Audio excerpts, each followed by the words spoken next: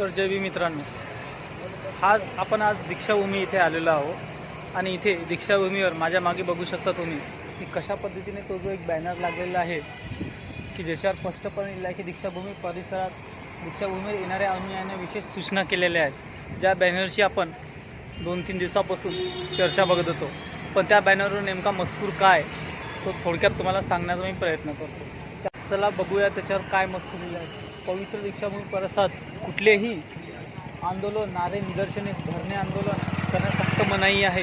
तर दीक्षाभूमी परिसरात वास्तविक चित्रीकरण, व्हिडिओ क्लिप्स, रील्स इत्यादी काढण्यावर देखील बंदी आहे आणि दीक्षाभूमी परिसरात कोणतेही राजकीय सभा, आक्षेपार्ह भाषणं किंवा बैठका घेण्यावर सक्त मनाई आहे। तर हा आक्षेपार्ह मजकूर आजच का लावण्यात आलेला आहे, तर याचं एकमेव असं कारण असू शकते मित्रांनो, पूर्णपणे खात्रीने सांगू शकत नाही, पण असू शकते की इकडे चाललेलं जे बांधकाम आहे होऊ शकते त्याच्यामुळे किंवा स्मारक समितीने काही ठोस पावले उचलले असेल त्याच्यामुळे, किंवा जे आंदोलन वगैरे झालेलं आहे त्याच्यामुळे देखील हा मजकूर इथे लावला असेल मित्रांनो।